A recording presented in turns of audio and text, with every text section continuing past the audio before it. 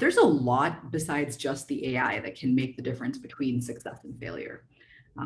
For example, AI algorithms don't just get smarter over time by default. It's necessary to build out the plumbing and the pipeline to extract error cases, to relabel the data, retrain models. And this is something that we've packaged up into our continuous learning product, but it's really important to think about anytime you design an AI system like this one, make sure you're actually putting that investment into capturing the error cases and programmatically retraining your models. The other area where we've made really deep investments is in analytics and even beyond that in A/B testing.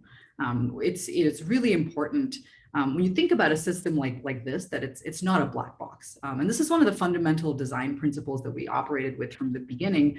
We don't want to build a black box system. It has to be highly explainable. Every decision that our thinking machine makes needs to be explainable. We need to be able to dig into it to understand why that decision was made. And so we invest a lot in the analytics instrumentation that helps us understand what's going on under the hood. And we've also built out a lot of UI that allows you to go into every conversation, every transcript, and really dig deep, right?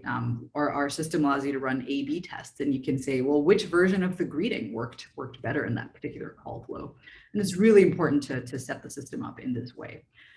Lastly, one of the things that we've thought about really long and hard in terms of providing that fast time to value is, what are the best ways to kind of scale some of these best practices that we come upon, right? So as we do more A/B testing, we find a certain type of greeting works really well, or this is the most effective way to get a customer to engage before we escalate them to an agent. Is there a way to take all those learnings and wrap it up in such a way that the next time we have to make that decision, that learning is sort of carried forward? And that's where we really think a lot about pre-built conversational components, which in the replicant context, we call them powers.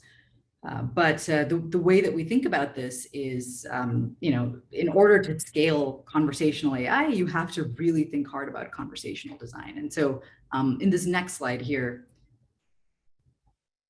we'll talk a lot about, how do we package up conversation design such that it's not, something that we do on a case-by-case basis for every thinking machine, but we're actually able to scale our learnings, right? So most importantly, what we do when we think about conversation design is we think really deeply about the user context, the motivations, the pain points in every type of call flow, and we really attempt to meet the caller where they are.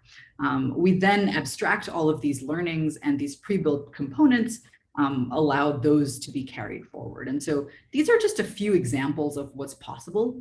So this just represents a small selection of what's available in our component library, but we've got pre-built call flows essentially for a lot of the most common customer service use cases. And this is a really easy and fast way to scale and bring about that fast time to value.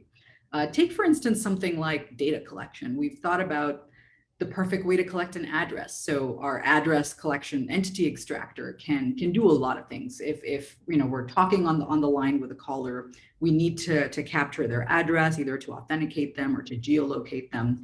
And let's say that user gives us a pretty fuzzy input like cross streets, or they say an address, but it's actually not the complete form of that address. There's a lot of intelligence that we've baked in to interpret those vague inputs like cross streets, or to match against a known address database to figure out what's the address that user is actually trying to talk about, and is it valid?